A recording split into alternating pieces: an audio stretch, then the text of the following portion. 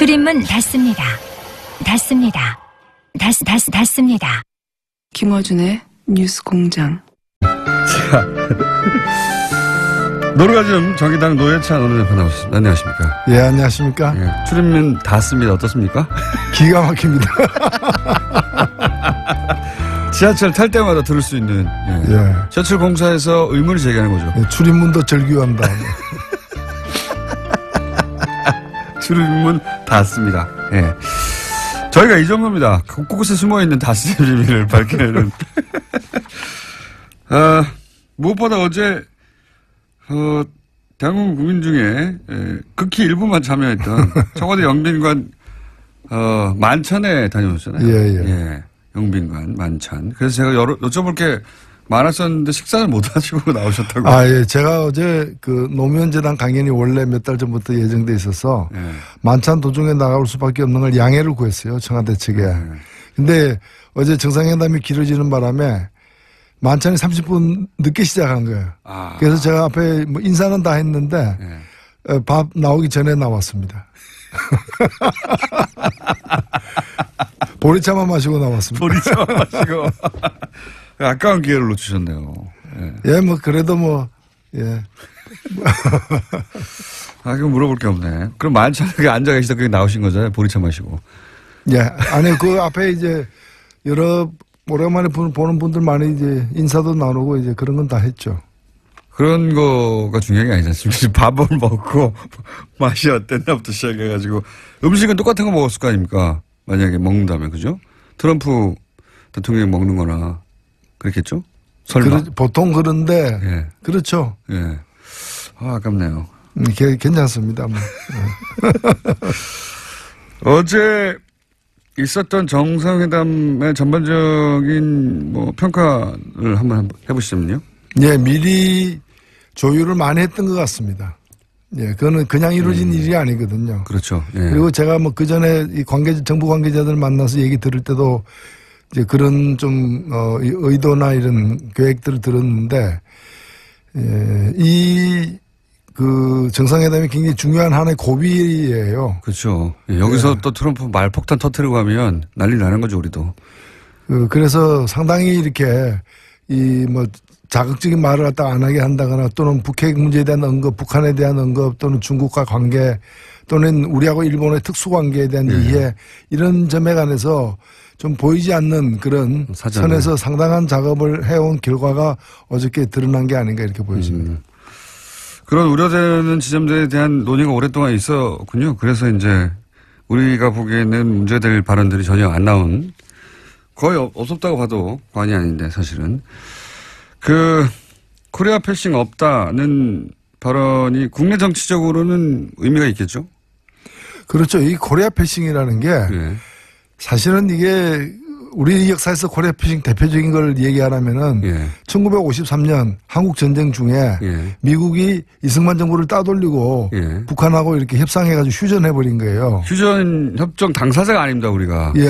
이게 말도 안 되는 전형적인 이제 코리아 패싱이고 이제 그래서 이승만이 반발해가지고 방공포로 석방하고 막 이렇게 한 건데. 절대적인 코리아 패싱이죠, 사실. 그랬던 거죠. 전쟁하다가 협정을 맺는데 어떻게 당사국을 뺍니까? 맞습니다. 근데 이제 지금에 와서 코리아 패싱이란 거는 이 한반도 문제를 해결하기 위해서 한국을 빼고 미국과 북한 또는 뭐 이런 건데 그럴 상황이 전혀 아니거든요. 오히려 우리가 이제 그런 평화 병행론을 주장하고 미국은 그거에 대해서 현재 트럼프 정부는 별로 선택하지 않고 있는 상황인데 이 코리아 패싱은 보수 야당들이 문재인 정부를 갖다가 공격하기 위해서 그런 프레임이죠. 그 외교를 잘못하고 있다라고 해서 코리아 패싱이라고 근거 없이 얘기해 왔던 건데 그게 별로 사실이 아니라는 게 이번에 트럼프에서 확인된 거죠. 국내 정치적으로 이제 그 얘기하면 뭐 트럼프 발언을 계속 들이대면 될 것 같고 또 한 가지 이제 많이 논의되는 게 이제 미국은 무기를 팔고 우리는 뭐 대화로 하겠다거나 혹은 뭐 코리아 패싱 없다거나 뭐 탄도 중량 제한 합의를 받아냈다든가 이게 계산서가 주고받은 게 이게 수익 타산이 맞느냐 우리 입장에서 뭐 이건 어떻게 평가하십니까? 제가 월요일 날 그 청와대 국감이 있었어요. 국감에서 이 얘기를 갖다가 제가 미리 했었습니다. 장하성 정책실장한테 트럼프 다루는 법 예. 해가지고 트럼프 다루려면 트럼프처럼 해야 된다. 트럼프처럼 해야 된다. 예, 그래서 첫 번째 뻔뻔해져야 된다. 뻔뻔해져야 된다. 예. 우리 대통령은 젠틀맨이잖아. 그래서 그렇게 하면 안 된다. 뻔뻔해져야 된다.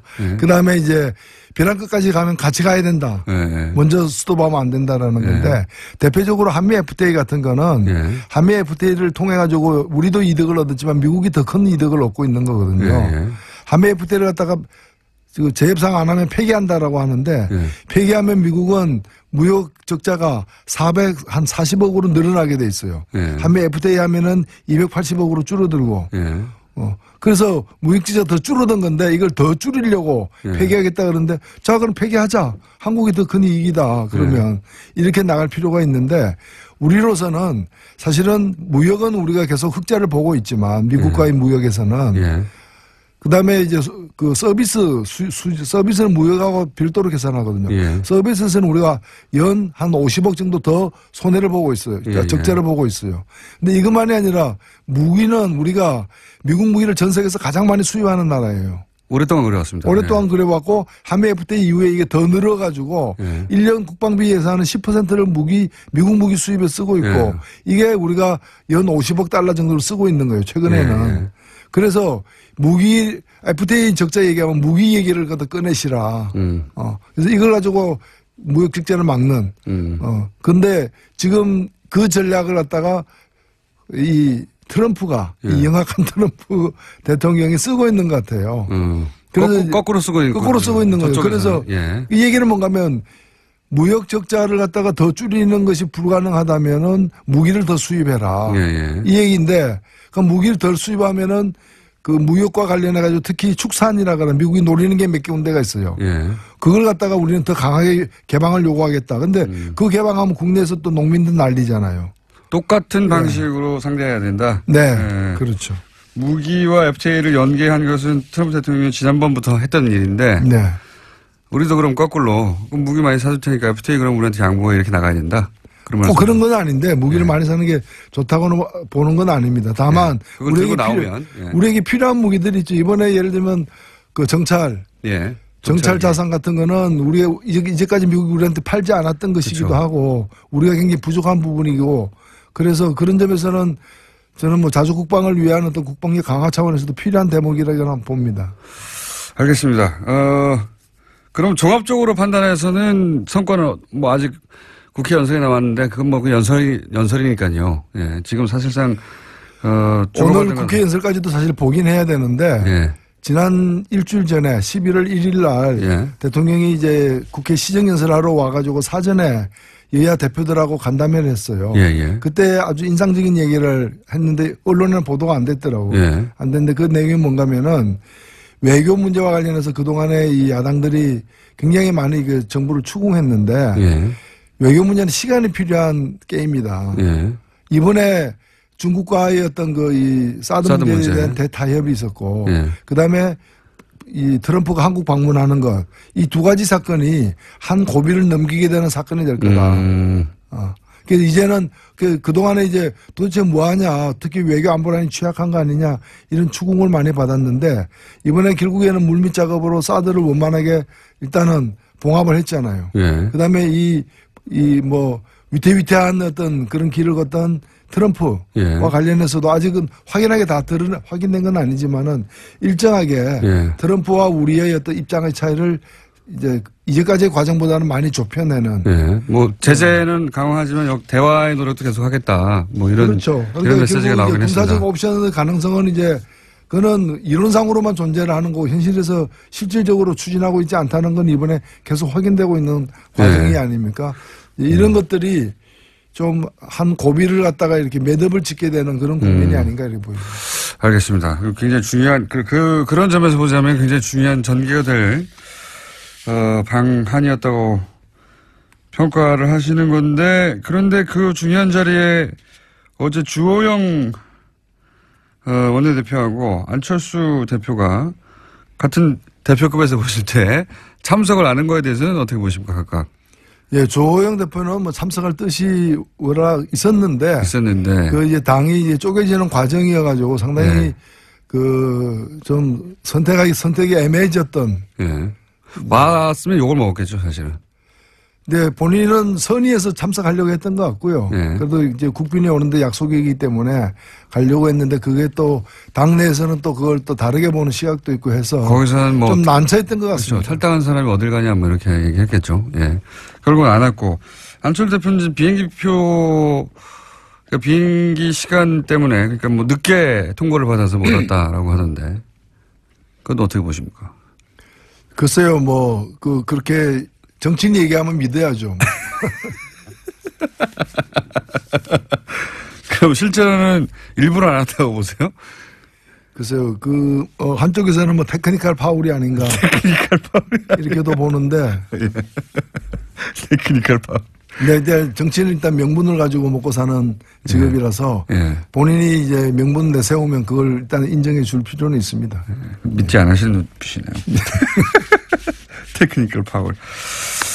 자, 이런 건 어떻습니까? 지금 현재 바른정당, 자유한국당, 그리고 국민의당 모두, 지금 소용돌이 속에 있습니다.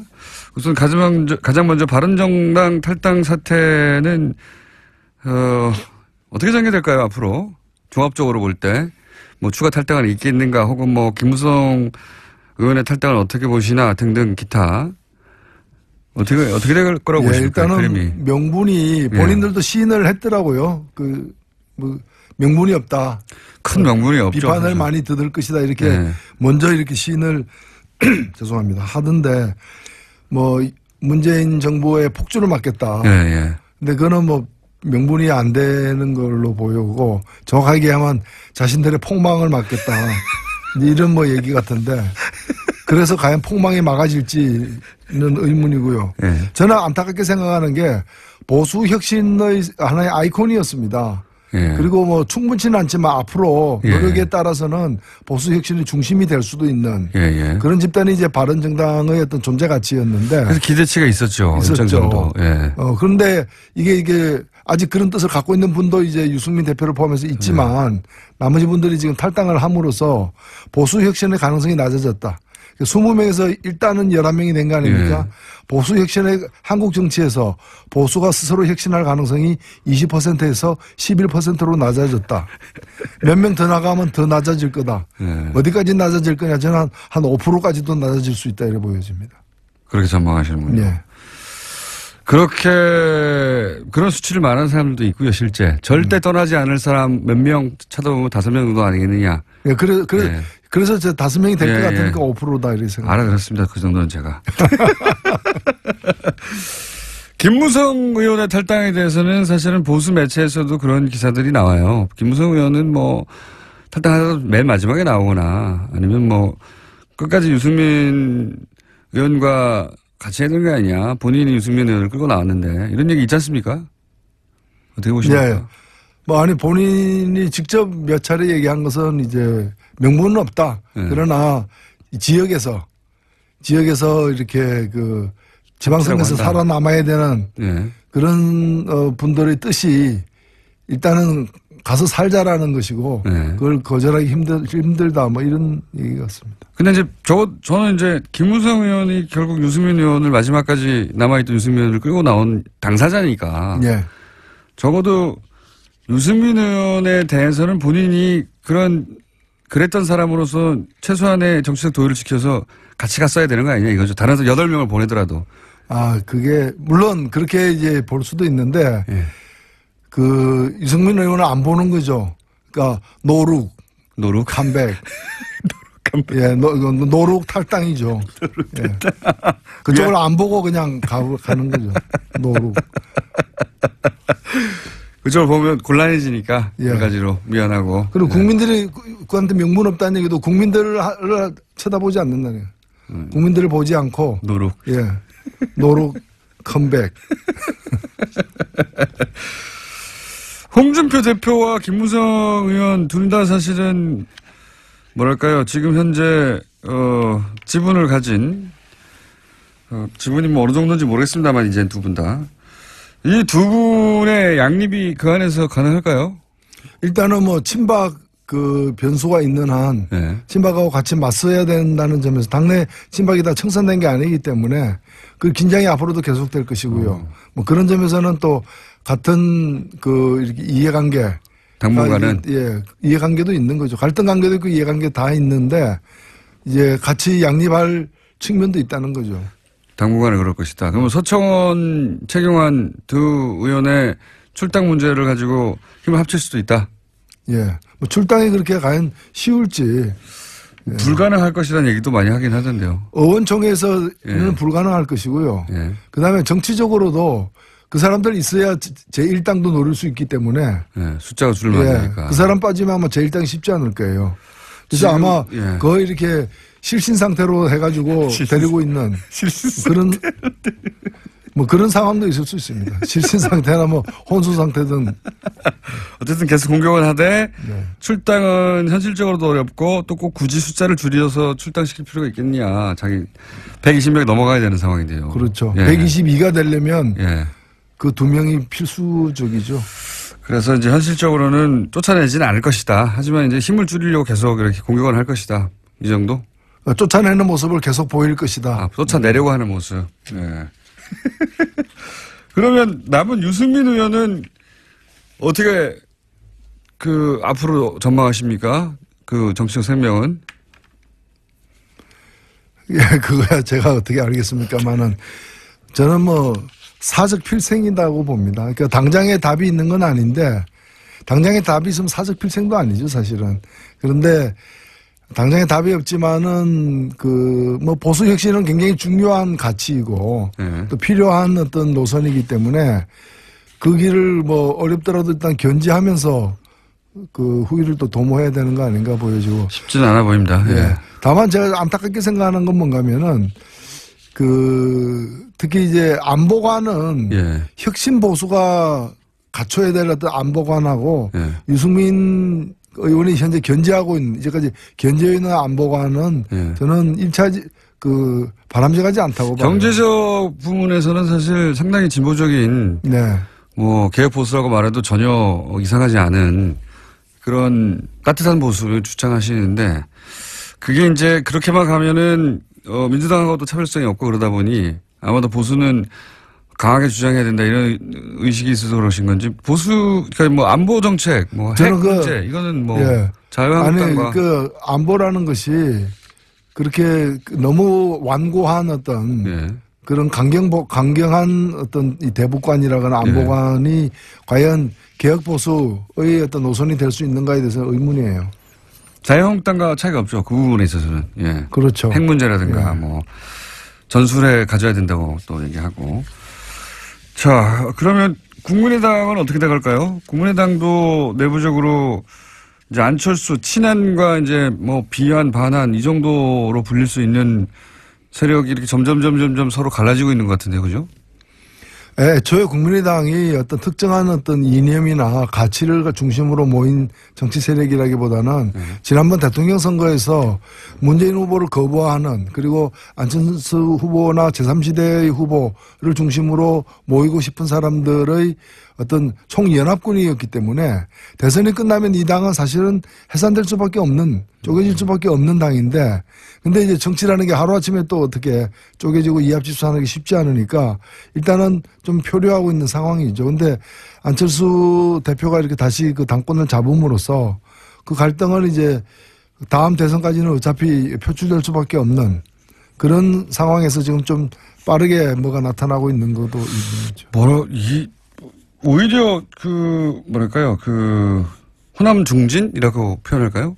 윤석열 의원 같은 분들에 대해서 나갈 테면 나가라 정도의 정확하게 그렇게 말은 하지 않았지만 그런 의미, 해석될 말을 하는 거 보면 오히려 그렇게, 호남 중진들이 나가주길 원하는 거 아닐까요, 지금?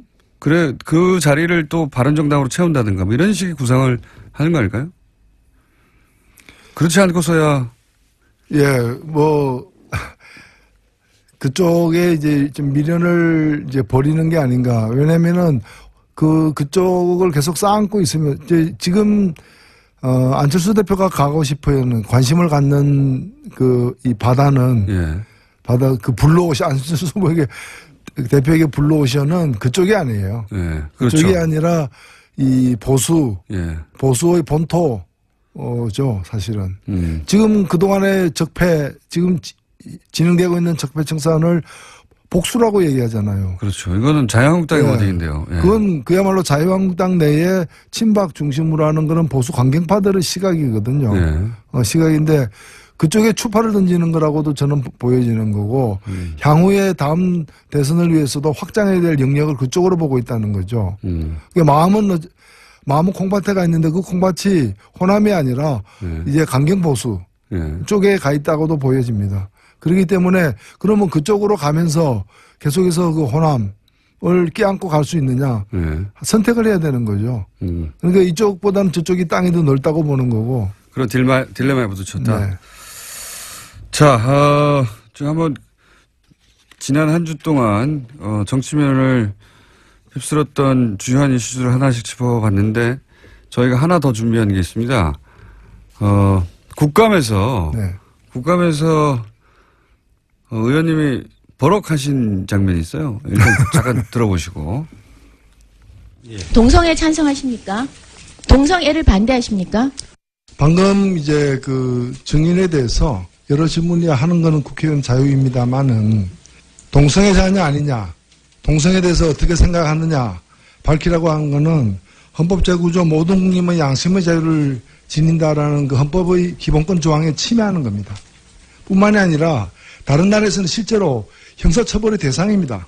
그걸 좀 아셔야 될 것 같은데. 자, 이 상황이 어떤 상황입니까?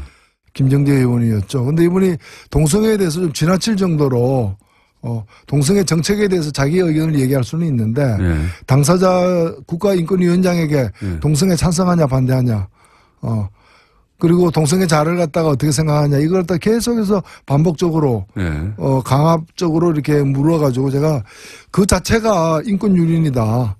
헌법의 그 양심의 자유를 갖다가 침해하는 것이고 다른 나라는 그 자꾸 추궁하면 그 자체가 이제 처벌 대상이 된다. 뿐만이 아니라 국가인권위원회가 해야 될 일이 저런 질문 단속하는 일이다. 그러라고 국가인권위가 있는 거다. 실제로 저기 차별금지 조항에도 그렇죠. 어긋나는 것이거든요. 그래서 그런 지적을 했었죠. 자, 질의 과정에서 이제 문제 제기를 하고 컷을 하신 분이, 노회찬 의원이었습니다. 저희가 한번 들려드렸고. 그런 일이, 국회에서도 이런 일이 계속 돌아가고 있습니다. 잘 안 알려져서 그렇지. 안 알려져서 그렇지. 여기에 나와서만 발언하시는 게 아니에요? 예. 잘 안 알려지더라고요. 국감에서 벌어지는 일들이 요즘은. 아유, 국감에서도 얘기를 많이 했습니다. 네. 많이 했는데 보도가 좀 덜 돼. 여기는 보도가 잘 되는 편인데. 그래서 뉴스공장에서만 얘기하는 거 아니냐 그러는데 얘기는 계속 많이 하는데 보도가 이제 덜 되는. 말 나온 김에 마지막으로 한 가지만 여쭤보자면 자유한국당 전규경 의원이 이제 청와대가 운동권과 주사파에서 장악됐다 이런 얘기 했지 않습니까? 그 대목은 어떻게 평가하십니까? 저는 그게 그렇게 생각한다면은 그분은 빨리 망명을 해야 되는데 그렇잖아요. 그리고 아니면 투쟁을 해야죠. 자유민주주의 회복을 위해서. 근데 청와대가 어떻게 주사파에 의해서 장악됐다고 생각하면서 편안하게 밥도 먹고 잠도 자는지 저는 이해가 안 가요. 주사파에서 장악됐다는 것은 준 북한이 됐다는 얘기거든요. 아, 그렇죠. 예, 그런 의미거든요. 예. 그러니까 그 정권 하에서 어떻게 그렇게 활보를 하고 있느냐, 평안하게. 예. 요즘 사실 한 30대까지는 주사파가 뭔지도 모릅니다. 이거 언제적 단어인지 모르겠는데, 예. 그래서 비서실장이 이제 좀 발끈했죠. 그렇죠. 예. 주사파라는 의미는 과거 군사정권에서 학생운동하는 사람들을 이제, 김일성의 지령을 따른 사람이다. 그래서 전두환 정권 때 당신은 뭐 했느냐. 뭐 했는지 모르겠지만. 그렇게 되묻는 거죠. 지적을 했었죠. 그 시절에 만들어진 이제 용어거든요. 김일성의 지령을 따르는 사람들, 이런 의미입니다. 이게 말하자면. 그렇다고 이제 공격을 하니까 발끈할 수밖에 없는 거고, 거기에 대해서 의원님은, 그럼 큰일 나는데 우리나라 망명해야지 어떻게 했냐고. 예. 고급스러운 디스였습니다. 자, 한 가지만 더 시간 다 됐는데 어제 이정미 대표가 나와서 그런 얘기 하시더라고요. 평상시에 노회찬 원내대표가 정말 말이 많은데 요즘은 노루가점에 가서 터뜨리려고 평소에 말을 아낀다고. 그러고 싶은데 그게 안 되네요. 화요일 날 저녁에 JTBC 불러주면 거기 가서 또 얘기하니까. 꼭 화요일에 부르시더라고. 저 오늘 여기까지 하겠습니다. 지금까지 정의당 노회찬 대표였습니다. 감사합니다. 네, 고맙습니다.